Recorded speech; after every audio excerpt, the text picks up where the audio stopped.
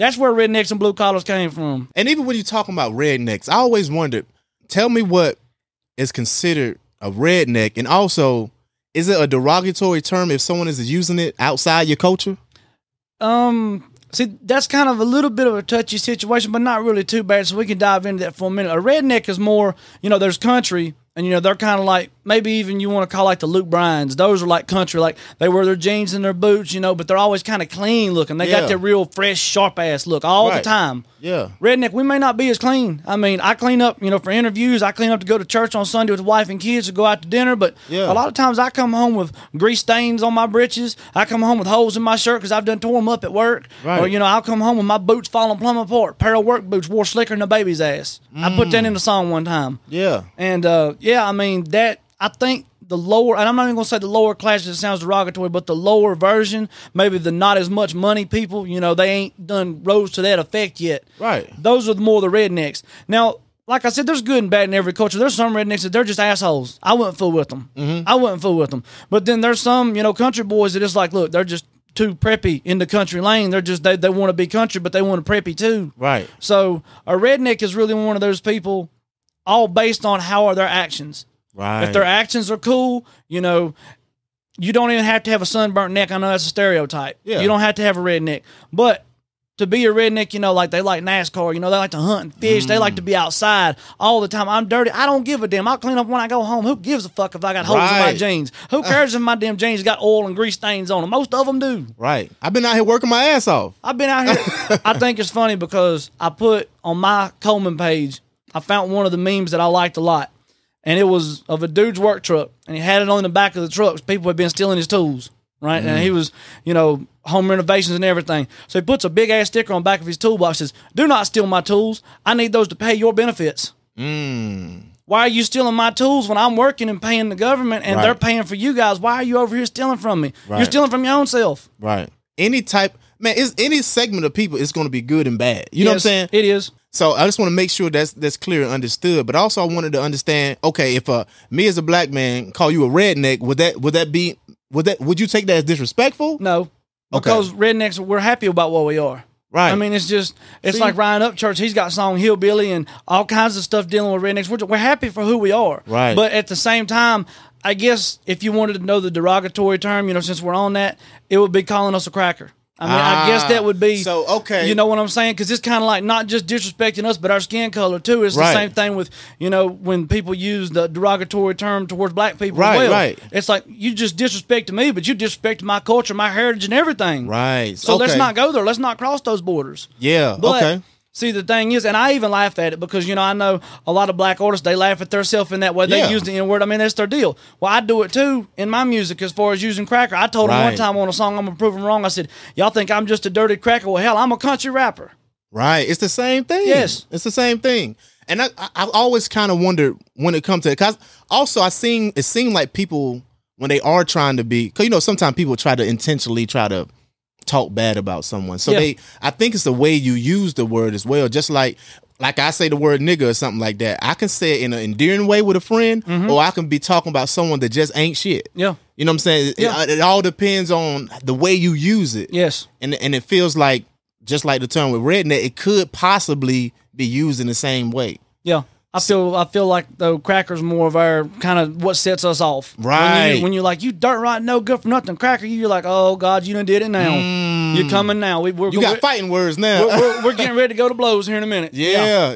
Like, let's not cross that line. It's the same thing with y'all. Like, you would not, want anybody to disrespect you and say the N-word out wrong. Right. And in a derogatory form, and you're like, fuck, you done said what I thought you didn't say. I know you didn't say that. Yeah, no way. Yeah. It's time to move some furniture up in here. Sizzle alert this summer. Let the only thing smoking at your barbecue be the grill, not your grooming game. Get ready for the ultimate cookout season with Manscaped. Whether you're flipping burgers or cannonballing into the pool, make sure your meat looks neat with the Performance Package 5.0 Ultra. Fire up your grooming routine and keep it cool with Manscaped. Head to manscaped.com and use promo code THPTV.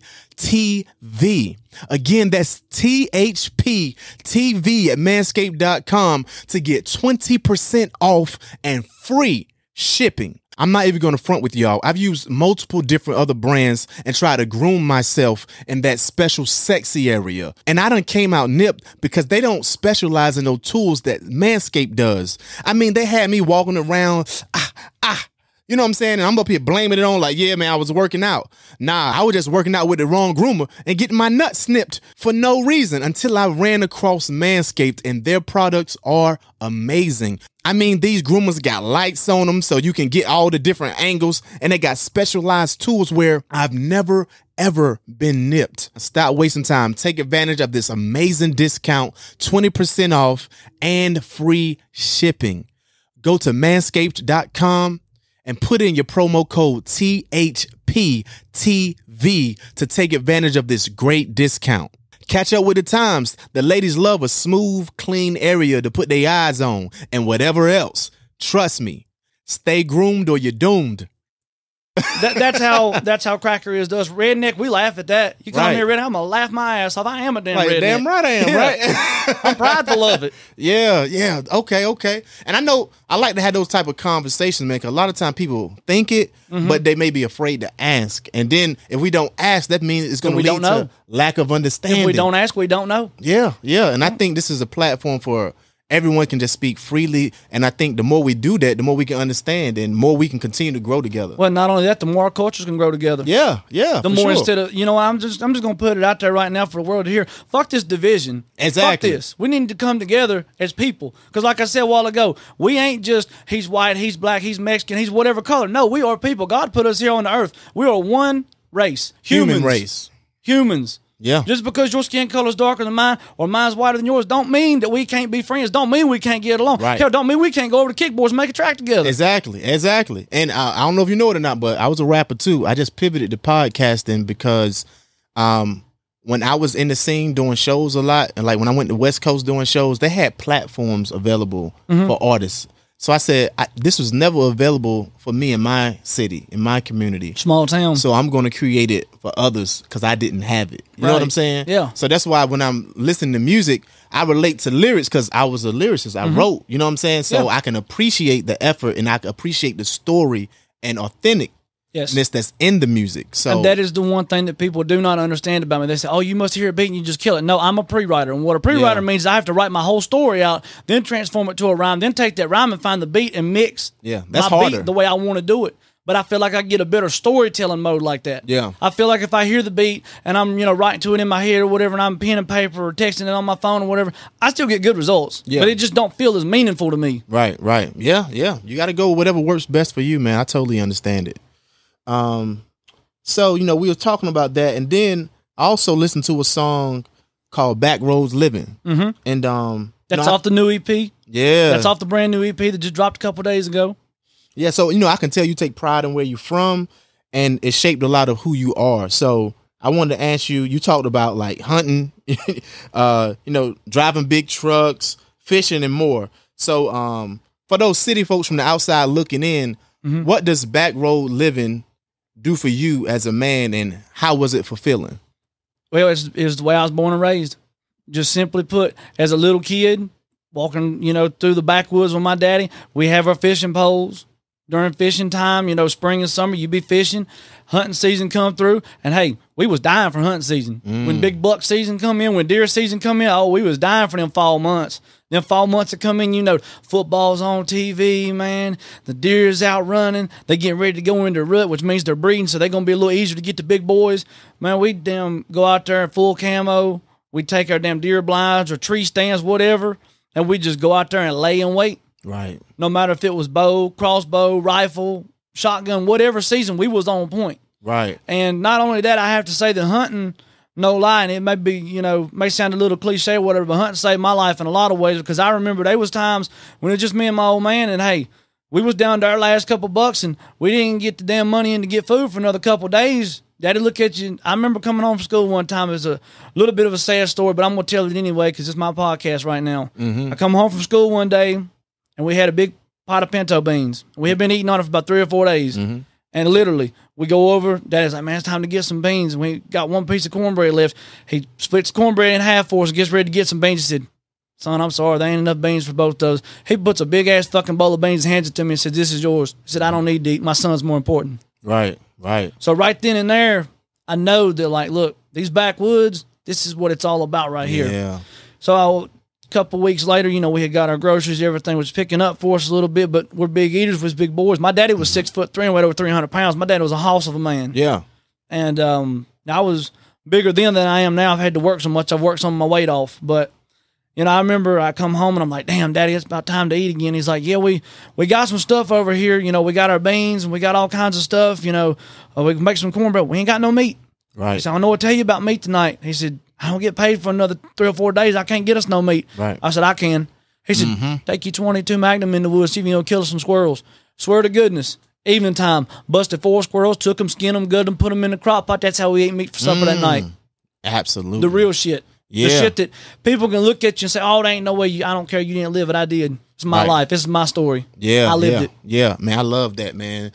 Going out there hunting, killing your own food. People don't know about going back to that barn, because I remember cutting them deer by the wrists, ankles, skinning them. Yep. You know what I'm saying? Seeing that, doing that work and preparing that food for ourselves, it's nothing like it and it also makes you have an appreciation when you're out of that lifestyle.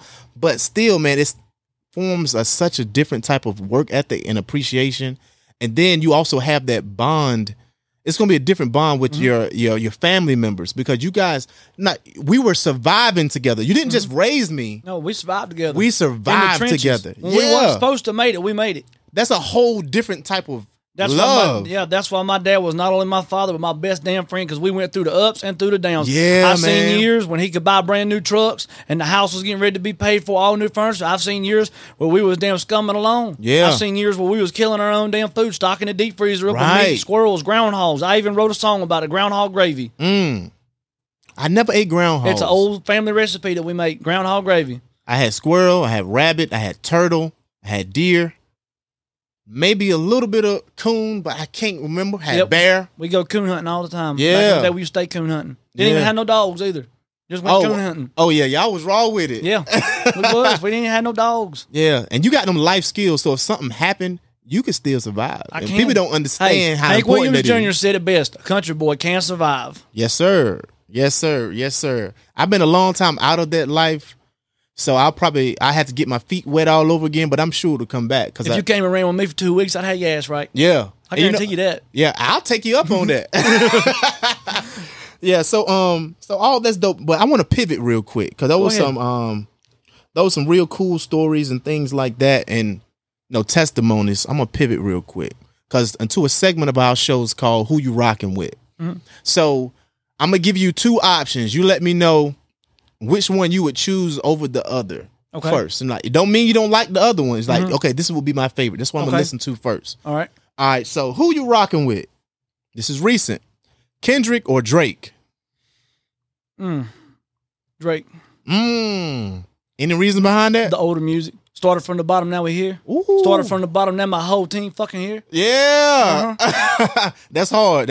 Yeah. I rock with Drake more too. And I also like the collabs he did with Nicki and Lil Wayne too. Yeah. Yeah. So you haven't been steered away from him with this recent thing. No, see, my modern taste of music, if I'm going for the hip-hop genre, really my 2 big dogs that I go with is Rick Ross or 2 Chainz. Those are the 2 that, like, if I hear Rick Ross or 2 Chainz song, don't turn that off. Put that shit on repeat. Right. Anybody else, I may be like, okay, yeah, I'm rocking with that, but it's over now. Let's go to somebody else, not 2 Chainz. No, sir. Yeah, 2 Chainz watching. Yeah.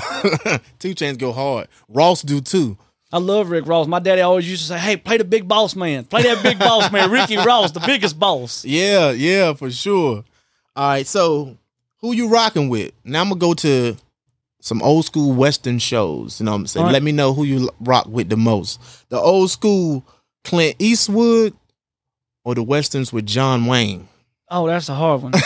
That's a hard one, because John Wayne was the dude. But I tell you one thing, Dirty Harry was a bad. He was a bad one. For real, man. I still watch those with my pops to this day. Whenever I go back home in the country, he still got Clint Eastwood up playing. My daddy still had Hee Haw playing to the day he died. Wow. Hee Haw, Roy Rogers and Hee Haw. Yeah. Buck Owens and the Buckaroos. Oh yeah, for sure. Yes, sir. For sure. For sure. I used Grizzly Adams. Oh, yeah, the all old that. school shows. My daddy loved Dukes of Hazzard, old school. Yep. Anything old school. Yep. Smokey and the Bandit. Yep. I remember all Hutch. those. Oh, man. You going back. Yeah. Yeah, yeah. I watched all that growing up as a kid. I didn't watch modern TV growing up. Right. I was watching the old 70s and 80s shows thinking I was living like them. Exactly. Growing up with the old school people, man, like you watch what they grew up on. So, okay, who you rocking with? Jay-Z or Eminem? Eminem. Any reason behind that? Yeah, because I like Jay-Z better back when Big still was living. Okay. Back when they was doing their collabs together, back when he had that kind of older like feel, kind of maybe even more of what you would call the West Coast hip hop vibe. Right. Now I think he's transitioned into the newer effects. He likes a lot of the more effects, which no disrespect to that. Everybody grows as an artist, but that damn old 90s Jay-Z. If I'm going Jay-Z, I'm going 90s. Because I know Big's going to be somewhere around. Right. I totally agree. And I'm kind of the reverse with Jay. I actually would choose Eminem over Jay-Z as well, just because of, man, he was just fearless in the things he talked about. Yes. When it comes to his mother, it was a crazy type of relationship, but the way he just or when he would come against Haley's mama, when he would come against Kim. Yeah, like he talked about all those type of things, the good, the bad, and the ugly. I don't know if I really heard that when it comes from Jay-Z being so truthful about family. He more so was that, he was talking about the hustling, you know what I'm saying, selling drugs, getting He was up. talking about the hustle to get there, but then when he got there, he kind of did like Notorious did. When Big got up, you could hear, like Big's first album, he's sung about that hardship, the struggle, but when he got with, when he got with Puff and everybody, they're like, look, Big, you need some radio tracks. Right. So that's where Juicy came from. Yeah, for that's sure. where Mo Money, Mo Problems came from. Yeah. That's where a lot of the good stuff from Notorious came from, was when he finally slowed down and went with Bad Boys and got under the understanding, like, look, I can rap street shit all day. That ain't what's going to make me rich.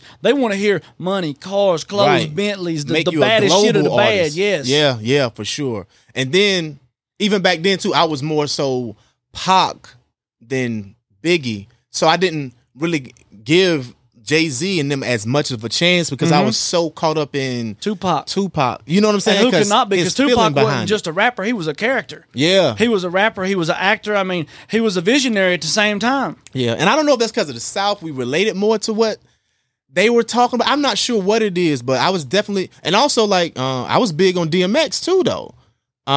Because of how he presented his music. You know what I'm saying? Yeah. It was kind of gritty, grimy street music. Yeah, that's what I loved, man. So, but also, I like the later Jay-Z, like the 444 Jay-Z. That's more so when I became more of a bigger fan of Jay-Z. Right. When he was putting that game out with the 444. I think I'm kind of the reverse of that. If I hear that music, that old 90s, maybe even early 2000s, but as long as I know there's somewhere around that Biggie time, it's like that was the Jay-Z I remember. Yeah, it was hard, though. Because that was the Jay-Z I grew up listening to. I never did listen to none of the newer stuff. His newer stuff never intrigued my attention enough to say, I'm going to sit down on YouTube and listen to this whole album all the way through. It never grasped me that way. Right. I feel you. Okay, bet. All right, who you rocking with? Yellow Wolf or Jelly Roll? Oh, man. Jelly Roll. Yes, because I like the multi-diverse way he went about coming from that street rapper. I've done been to prison. I've done lived the hardest shit. I've sold drugs. I've handed copies of my music out while I was selling drugs. Right. And then you come into that now, he's on the damn Grand Ole Opry. He's on the CMAs with the big dogs. He's done did not even a 180. He went a 360 twist on everybody. He ain't playing, man. No. And I love the songs he's singing. Yeah. Oh, my God, I love them. I recite them all the time at the house. Me and the wife would be sitting around, and a Jelly Roll song, come on, that's the first thing I'm jumping into. Yeah, and I love he just kept going, man. He got big later on in life. Yes. You know what I'm saying? It's like it took him forever. Right. It's like, damn, he's done went to prison, sold drugs. He's done did everything under God, under the damn sun. Yeah. But at the same time, all these years later, after all this time, he's ginormous now. Yeah. And he didn't get no small fame rise. He went from nothing to superstar. Yeah, man, that is the fact. And I love that story because a lot of time, man, people, especially in rap genre, they'll try to put a cap on the age you can be to be successful. They'll try to say, oh man, you over 30, you still rapping? You over 35, you still rapping? You lame. But no other genres do that.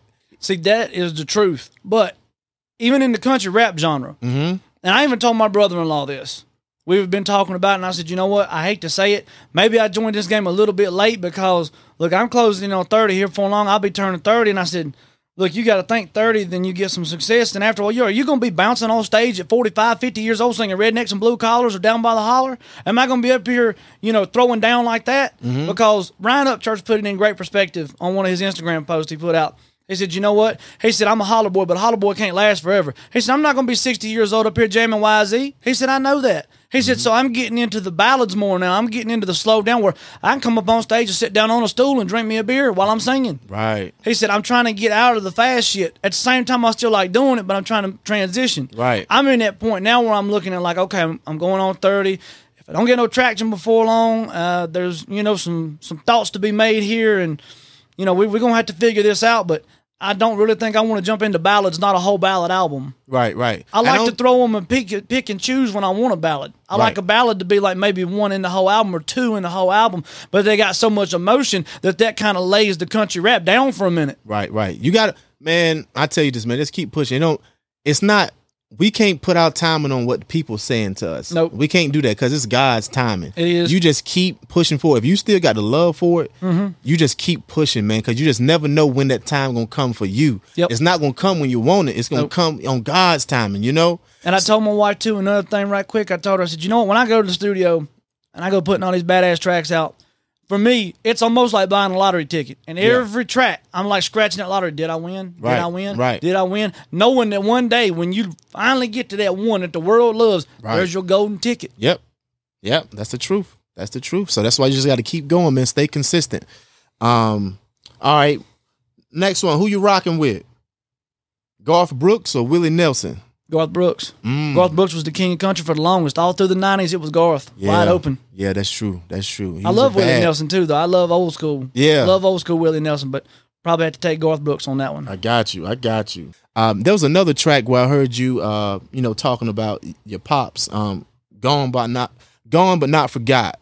So, can you tell us a little bit of, inspiration behind that and kind of what that song's about? Of course. Actually, just to clarify, that is the third memorial track that I did for my dad. Oh, wow. I did one titled The Ghost, and I did one titled Daddy's House. And those two were actually very special because they had voice clips of him from when he had called me through times, and I could hear him talking back to me. But I made them in like an eerie stand. I didn't want them to be clean and clear. I wanted like grainy kind of voice behind it, like he's gone, but, Right. So for this one, I was just kind of like playing around writing a little bit, and I'm like, you know what? I said, this is going to be another album. It needs something really good on it. Most of my albums, when I go with a full-fledged album, I always throw a track to him on it some way or another. Right. And this one right here, I was like, you know what? He may be gone, but he ain't never going to be forgot. Right. Never. Yeah. And so when we was doing this one, I was writing to it. I was getting my groove on, but I was struggling finding a beat. But I got lucky because Raini, who is a huge, huge inspiration on YouTube for beat makers. Millions of views, millions of followers everywhere. They love him. He sent me a 10-beat package, and he said, Coalman, can you work with this? And his assistant from Cali even called me when I got the beat package, and she said, you're Coalman, you're the country rapper. Said, I know this may be out of your lane, but can you work with this? Okay. I said, I can make something out of it. I said, it may take me longer because it's not the style of beats that I want to hear, but I can make something out of it. Right. So that's where the Country with Class album came from, which is where Gone But Not Forgotten originated off of. And when I did that, I found that beat, and it had like a slow tone. And I'm like, I need a whisper right there. I need a you may be gone, but you won't never be forgot. Yeah. And then I need to go into it with a fast rap because my other two, The Ghost and Daddy's House, they were rap, country rap, but they were more along the mid-range rap. Okay. The BPMs was lower, so it wasn't a fast speed kick it. This right here, it was just burning the mic up on this motherfucker. Yeah. I mean, legit. I played it for my wife when it came back from Kick Boys, and she looked at me and she said, is that mic on fire? Because I swear to God, you burn it. Oh, yeah. Your wife got your back. Yes. That's dope, man. And then she keeping it real with you, and also like my wife is my damn producer as far as music videos. I bought her iPhone 15 so we can do all the shooting. She does the video editing. Me and her go together on the editing. Nice. She helps me with the distro kid, the distribution. I even went up and got some business cards printed out. Me and her put the business cards together before I got them professionally printed out. Yeah, I love it, man. I love it. So yeah, and I think that's a real dope song, and I can appreciate how vulnerable you were in that music, and a lot of people relate to it. And it's something that you can always go back to. Do you plan on doing something annually or, something like that, a tribute? Because it sounds like that's kind of been your, path. Yeah, I don't know. It's just like whenever you feel it. Yeah. And when inspiration strikes, it may not strike for another 2 years, but when it does, I guarantee it's going to be fire. Absolutely. Okay, so also I was jamming the Outlaw, man. This is a whole totally different. This is totally different. So when I was listening to that track Outlaw, man, you just talking your shit in there. You know what I'm saying? Talking about you got your Smith and Wesson. You know what I'm saying? You ain't playing no games. You ain't. And someone want to fight, you fighting. You know what I'm saying? Like kind of like. Can you tell me a little bit of the inspiration behind that track? Yeah, the Outlaw actually came from me and my brother-in-law. We was writing. He had a beat that he had found, and he was writing to it. And he goes by Razor Ricky.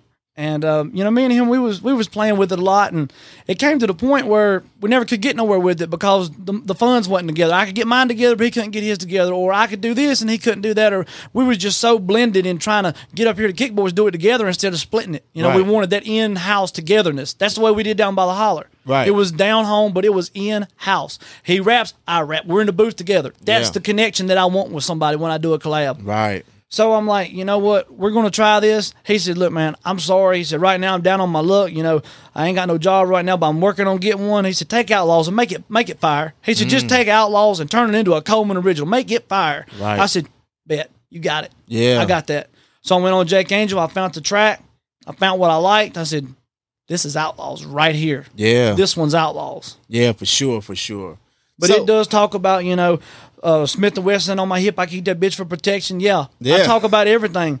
Burning rubber down the back roads, dead at midnight. I ain't never going to back down and run from a fight. Mm-hmm. Yeah. Exactly. I'm telling you what it is to be. Basically, Ryan Upchurch preaches it all the time. He calls his squad Holler Boys, Creek Squad. Right. And what a holler boy is the guy from the holler that you can holler, hey, man, I need some help. And there he is on spot. Right. That's what I wanted to try to kind of get my version of Holler Boys out to everybody without mimicking another great artist. Right. But in my own backwoods way, my own way.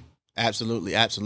And again, man, when I'm listening to that track, when I'm hitting you, it's saying you're tossing back your beard, you know what I'm saying? You got your Smith & Wesson, which you ain't turning down to fight. If someone want problems, we can handle it. Mm-hmm. Again, that's a lot about how we was kind of grew up too. You know, I'm riding with my boys. We ain't going out here starting nothing, but if you come over here and bother us, we can finish it. An eye for an eye, a tooth for a tooth. Right. Mm-hmm. So, you know, that a lot of those same music and they just run parallel. So, okay, what's the difference between an outlaw and a street guy? Like if someone's saying they're a street dude, you know what I'm saying? Like, is there a difference? That may actually be the same, really. I mean, the only difference, I guess you would say, a street dude maybe lives in the city and outlaws in the country, if you want to call it that. Right. If you even want to go that path with it. Right. Yeah. I think you made a valid point right there. So, man, like, how can people, you know, tune in to your music? How can they find you? Can you tell people, like, your Instagram, how your YouTube? I got Instagram, Coalman _94 on Instagram, Coalman on Facebook. Coalman. We got a TikTok, Coalman94 on TikTok. Not really into TikTok, trying to get into it. I guess it's where it's a new wave, new era. Mm-hmm. So I was born and raised in the backwoods, so all these social media platforms, they don't mean that much to me. I know I got to use them to promote music, but before music, I didn't even have none. Right. I grew up almost 30 years with no social media. Didn't give a damn if I had one or not. Wow. Well, now, you know, you got music going, you're trying to promote, so you know, step your game up a little bit. Right. YouTube, go under Coalman Official. I'm everywhere. Pretty much you could look up Coalman under Spotify, Pandora, all the streaming services, Deezer, even some of the smaller brands you may never heard of. I'm under there too. Yeah. I use DistroKid, so anything I want to click on, I click and I go there. Yeah, absolutely. I'm gonna have all his information directly in the description below. So be sure to check him out, man. He got some dope music. He doing some dope things, and he got so much music and coming out. He's being consistent. And I think he's really one of the dope artists, one of the next ones to come up. So definitely make sure you lock in to what he got going on. Follow. Make sure you put in the comments your thoughts about his music, about, you know, his journey, and just what else you want to hear from him. You know what I'm saying? Because he got so much more. And I hope I can have you back on again, man. It was a pleasure to have you on. Yeah, no doubt. Yeah, for sure. Any last words you want to just tell the people, anything like that? Basically just, you know, keep pushing, keep going with it. If you think that you can do it, if you got the money to do it, then do it. If you don't, and you got to understand, you know, sometimes you may have to admit defeat, but I hope nobody has to admit defeat. I hope that if you can do music and you got a passion for it, then push it as far as you can anyway. Yeah, absolutely. Ride it till the wheels fall off. You're damn right. So until next time, you guys hold it down. Don't let it hold you. Peace. The Highest Point Podcast. More than a pod, it's a lifestyle.